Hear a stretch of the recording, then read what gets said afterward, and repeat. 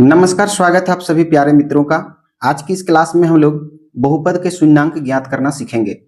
तो देख सकते हैं क्वेश्चन है बहुपद 2x⁴ minus 3x³ minus 3x² plus 6x-2 के अन्य सभी शून्यांक ज्ञात कीजिए यदि इसके दो शून्यांक √2 और -√2 है। तो देख सकते हैं हमें एक बहुपद दिया गया है और इस बहुपद का अधिकतम जो घात है वो 4 है, यानी मैक्सिमम पावर जो है वो 4 है। तो अगर इसका अधिकतम पावर 4 है तो इसके जो शून्यांक होंगे वो भी 4 गो होंगे।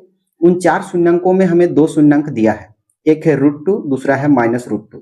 तो हमें इसके बाकी दो शून्यांक ज्ञात करना है। तो जैसे हमें बहुपद दिया है 2x⁴ minus 3x³ minus 3x² plus 6x-2 और इसके दो शून्यांक जो हमें दिए हैं तो यहां से हम लिख सकते हैं दो शून्यांक हमें दिया है, एक है √2 और दूसरा है -√2। ये हमें दो शून्यांक दिया गया है।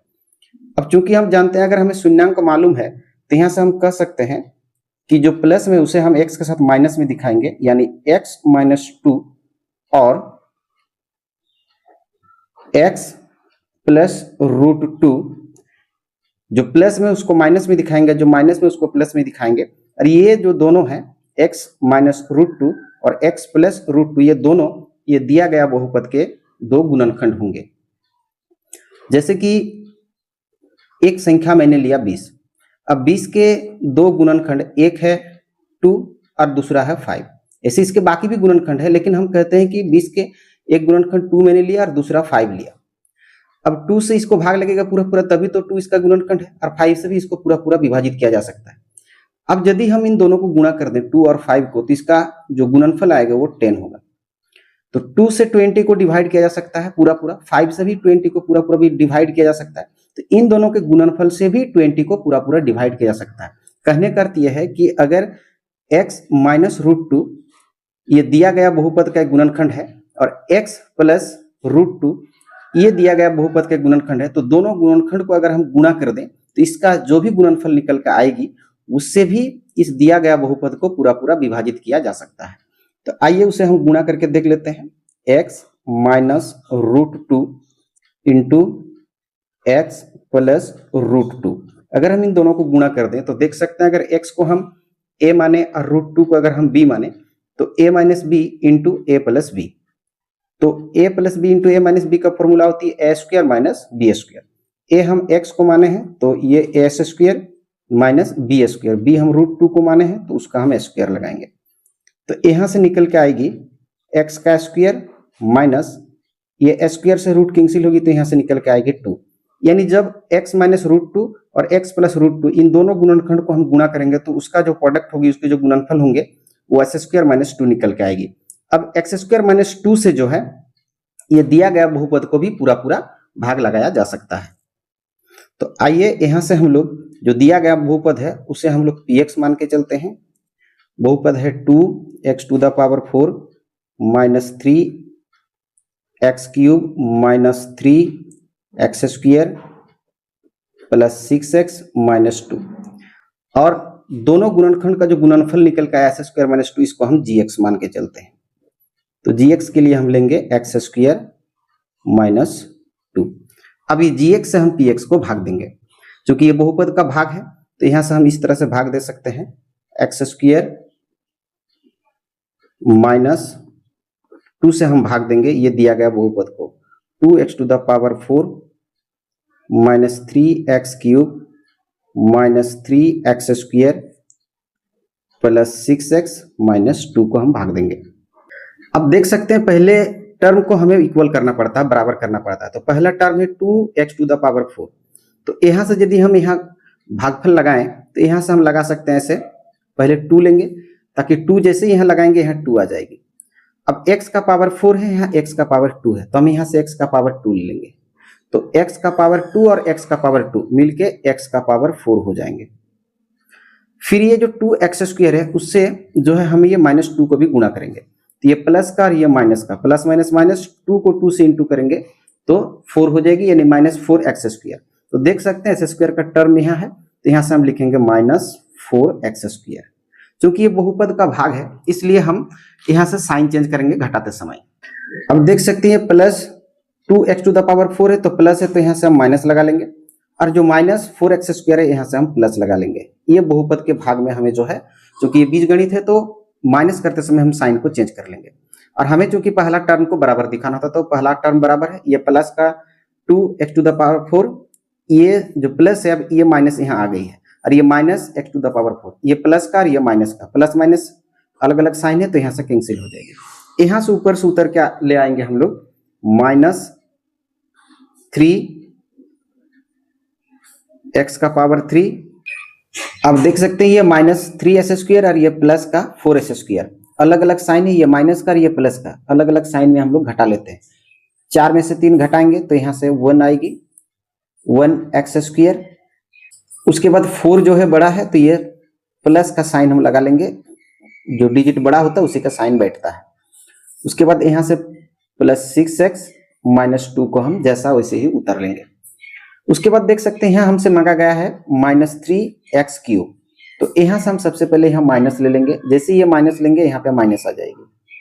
फिर यहाँ से हम 3 ले लेंगे, जैसे ही यहाँ से 3 लेंगे यहाँ से 3 आ जाएगी। x का पावर 3 बार है जबकि यहाँ x का पावर 2 है, तो हम बगल से एक बार x लेंगे ताकि इसका एक बार और इसका 2 बार मिलके यहाँ से हो जाए 3 बार। बस हमें पहला टर्म इक्वल करना है, उसके बाद वाला जो भी आए।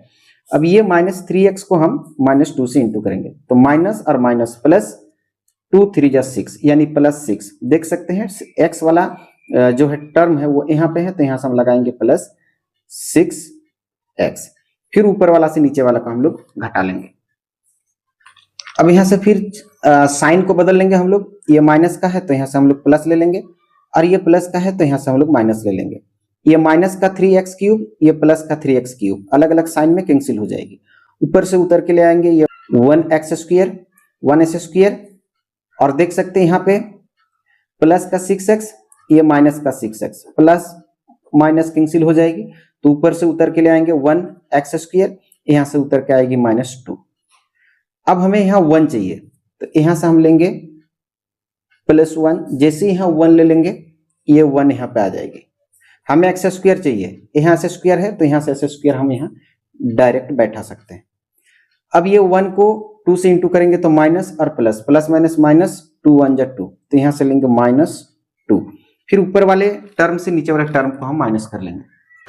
तो देख सकते हैं ये प्लस का है तो यहाँ से माइनस लगा लेंगे, और ये माइनस का है तो यहाँ से हम प्लस कर लेंगे। अब ये +1 का s², ये -1 का s², अलग अलग साइन है तो यहाँ से हम कैंसिल कर लेंगे। ये माइनस का 2 और नीचे वाला ये प्लस का 2, प्लस माइनस कैंसिल हो जाएगी तो यहाँ से निकल के आएगी 0। तो देख सकते हैं शेषफल जो है 0, और इसका जो भागफल आया यहाँ से हम लिख सकते हैं, जो भागफल आया, भागफल प्राप्त हुआ 2x² -3x + 1। अब इसे हम लोग ब्रेक कर लेंगे। ब्रेक इस तरह से कर लेंगे जैसे 2x² -3x + 1। यहाँ से हमें शून्यंक निकालना है, क्योंकि शून्यंक निकालना है इसलिए हम यहाँ शून्य लगाएंगे यानी 0 बैठाएंगे। अब ये एक द्विघात समीकरण है, इसे हम लोग यहाँ से ब्रेक कर लेंगे। द्विघात समीकरण में क्या है कि 2 को 1 से इंटू करेंगे तो यहाँ से 2 1 जा 2। अब ये 2 को ऐसी दो संख्या में हमें ब्रेक करना होता है जिनको अगर हम इंटू कर दें तो ये 2 1 जा 2, ये 2 आनी चाहिए, और दोनों को अगर हम ये प्लस कर दें तो ये 3 आनी चाहिए। तो यहाँ से हम लेंगे एक 2 और दूसरा लेंगे 1। तो देख सकते हैं अगर 2 और 1 को हम इंटू करेंगे तो 2 1 जा 2, ये 2 हमें प्राप्त हो जाएगी, और अगर 2 को 1 से हम प्लस कर देंगे तो हमें 3 लाना है, जबकि ये 3 आ रही है। तो हमारा जो संख्या होगा ब्रेक करने पर 2 और 1 होगा। तो यहाँ से हम लेंगे 2x² माइनस, ये 3 को ब्रेक करने के लिए 2 और 1 कर लेंगे, तो यहाँ से लेंगे 2x + 1x, दोनों को प्लस कर लेंगे तो 3 आएगी, फिर ये प्लस का 1 और इक्वल्स टू ये 0। फिर यहाँ से हम कह सकते हैं ये 2x² प्लस का और ये माइनस का, प्लस माइनस माइनस 2x, फिर ये प्लस और ये minus, plus minus minus 1x + 1 equals to 0। अब यहाँ से इन दोनों से हम 2x कॉमन ले लेंगे, दोनों में 2 है, दोनों में x है, तो यहाँ से 2x कॉमन होगी तो अंदर x बचेगा, ताकि 2x को x से इंटू करेंगे 2s स्क्वायर, यहाँ से 2x कॉमन हो गई तो यहाँ -1 रहेगा। इन दोनों से हम -1 को कॉमन लेंगे तो यहाँ से x आएगी, ताकि -1 से x को इंटू करेंगे तो -1x, यहाँ से माइनस रखेंगे ताकि माइनस माइनस प्लस 1 रखेंगे, ताकि 1 से इंटू करके 1 इक्वल्स टू 0। फिर यहाँ से हम कह सकते हैं ऐसे कि x -1 दो बार है तो वहां से एक बार हम कॉमन ले लेंगे, और इसके बाहर में जो 2x है और इसका बाहर में जो -1 है, इनको मिला के एक जोड़ा बना लेंगे ऐसे। ये दोनों में एक बार और ये बाहर वालों से मिला के एक बार, और इक्वल्स टू ये 0 के यहाँ से हम लिख लेंगे। फिर यहाँ से हम लिख सकते हैं ये x -1 इक्वल्स टू ये 0। इसके लिए एक बार 0 लेंगे, और 2x -1 इक्वल्स टू 0। इस टर्म के लिए एक बार 0 लेंगे, इस टर्म के लिए एक बार 0 लेंगे। अब यहाँ से हम कह सकते हैं कि x ये माइनस का 1 है, राइट साइड ले जाएंगे तो ये प्लस का 1 आ जाएगी। यहाँ से भी इस तरह से निकल सकते हैं, ये 2x इक्वल्स टू ये माइनस का इधर जाके प्लस हो जाएगी। अब यदि हम x का वैल्यू निकाले तो ये इंटू है जाके डिवाइड हो जाएगी, यानी 1/2 आ जाएगी। तो x के जो वैल्यू आएंगे, एक होगा 1 और दूसरा होगा 1/2। तो हमें दो शून्यंक पहले से दिया गया था, एक √2 और दूसरा -√2। ये दो शून्यंक हमें क्वेश्चन में दिया गया था, ये दो शून्यंक, और दो शून्यंक हमसे मांगा गया था। तो दो शून्यंक, एक होगा 1 और दूसरा होगा 1/2। तो 4 शून्यंक जो होंगे, एक होगा जो क्वेश्चन में पहले से हमें दिया गया है 2√2, दूसरा होगा -√2 जो हमें क्वेश्चन में दिया गया है, और एक होगा 1 और एक होगा 1/2। यही 4 शून्यंक हमें क्वेश्चन में मांगा गया था। आशा करता हूं वीडियो देख के आप इस तरह के प्रश्नों को हल करना सीख गए होंगे। हम लोग फिर मिलेंगे अगले वीडियो में कुछ नए क्वेश्चंस को लेकर के। वीडियो देखने के लिए बहुत बहुत धन्यवाद। जय हिंद, जय भारत।